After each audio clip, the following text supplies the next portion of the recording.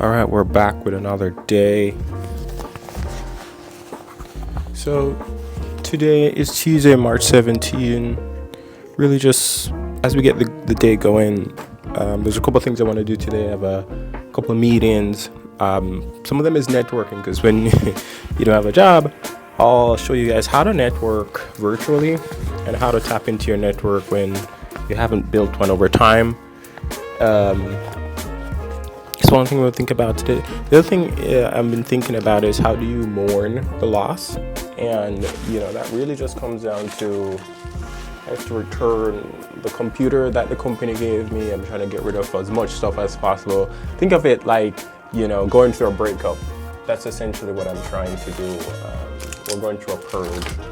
Usually in the mornings, really just cleaning up my desk, getting stuff ready for the day. 5 meetings, as I said. There's a lot of times I do shoot or record short form clips at night, and then I'm just too tired to clean stuff up. So it's really what I'm doing right now.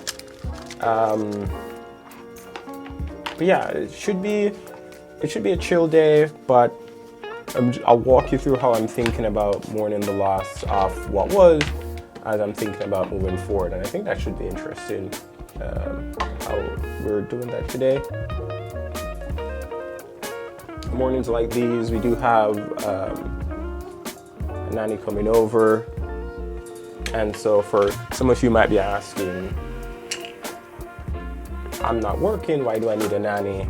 We had already signed up for the nanny, and one of the things that we wanted to do was help me to create that space that I could think about what's next and use it as a job for as much as possible. And the hope is that figure out my stuff before it's too late. But more than anything, it's about giving me space to really just explore, think about what's next along the way. But I do think later on, if once I get my rhythm down, it does help, because it's not like we only have her for 6 hours a day. And I go to the gym, I can read, I can think, I can hop on calls as needed. But yeah, that's what we have. So the big thing that's coming up is try to clear up the space a little bit. Not much, but we're really just trying to set the day off right. And if you have babies, it's constantly just clearing up the space time and time again. I guess that's just life. One of the big things that we try to do is, obviously, in the mornings, you kind of get the baby up and going. And we're just trying to, get everything settled, ready for her, for the handoff. Really, that's it. It's getting the morning ready, Yeah, and then I guess one of the things that we're doing today is just you come in, you want to get our clothes, and we're really just trying to, as I said, get everything ready for her. She has her own room. I'd love to hear what folks are saying. I talk to a lot of people, and honestly, it's like babies sleeping in their own room at 5-6 months. Are we crazy? She has her crib. So I don't know. I'd be curious what people think about that. Where do they let the kids sleep? We're just learning as we go along, to be honest, Let me know your thoughts. All right, so we're heading to the gym. Like I mentioned, today we started off, and might have to return my computer from work. Really what we're doing today is just, could we use this day to jumpstart, or you can't force when you're mourning, but what you can do is do things to take steps to move on. And I'd be curious how people have moved on.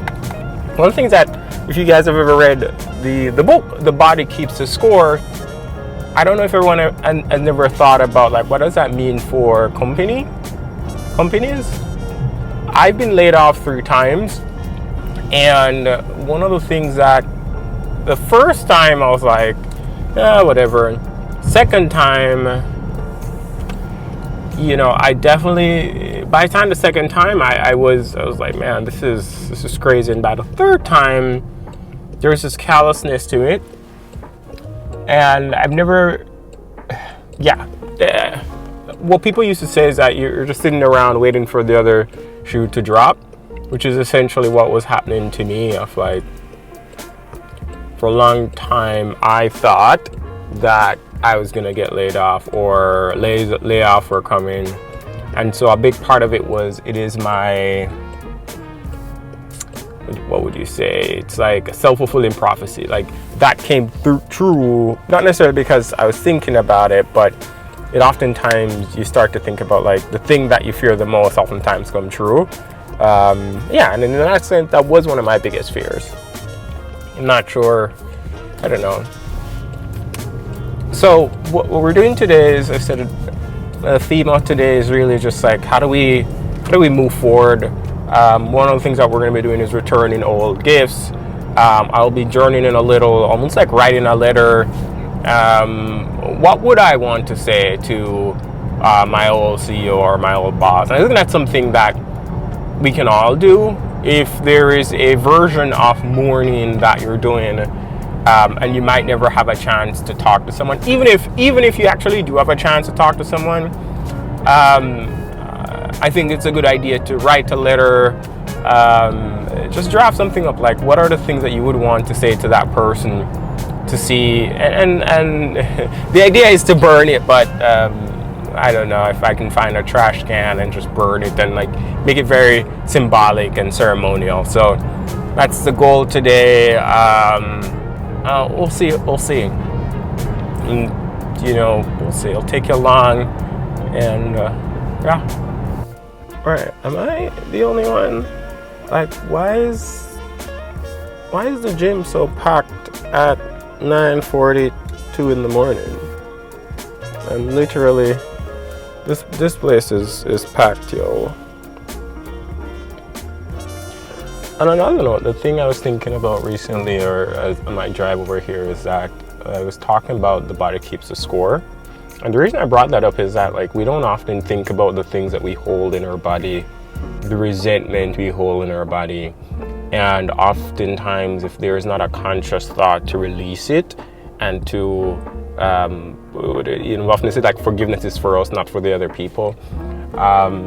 So yeah, I think, you probably won't hear this from a lot of guys, but how can we release the tension that we're holding, release the resentment that we hold in our body, so that we can move on? And so, for some of my practices, whether it's breath work, even working out, but there's like a mindfulness of forgiveness and releasing, so that I can move on, and so that I'm not stuck and like being triggered again for the future. But it's just, some of my thoughts on this. I'm gonna head into the gym right now.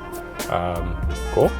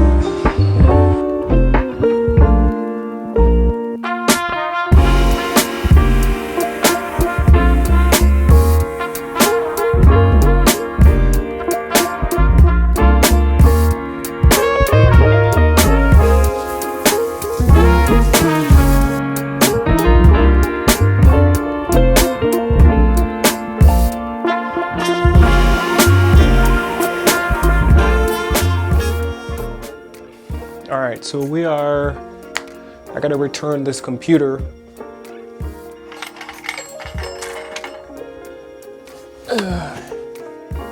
For my old job, and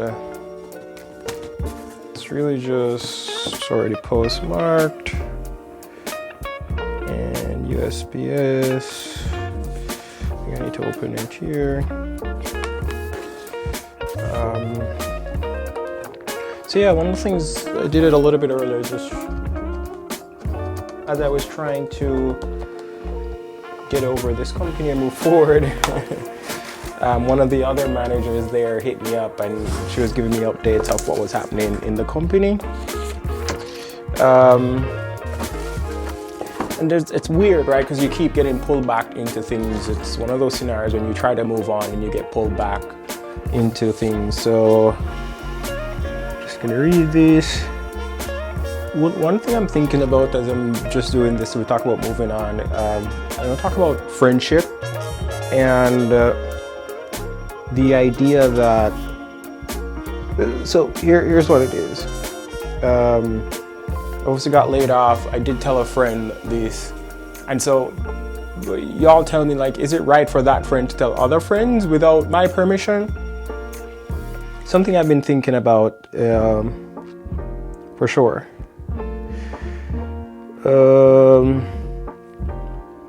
Yeah, it's something I'm thinking about. I don't know. For those of the friendship experts out there, I'd love for you to tell me, like I said, like, is it okay for that friend to tell other friends? Like, when is it okay for friends to tell other people your business? Or should you come outright and say, don't tell anyone, or should that be assumed? I'm trying to understand what is... Yeah, I'm trying to understand what is the norm nowadays.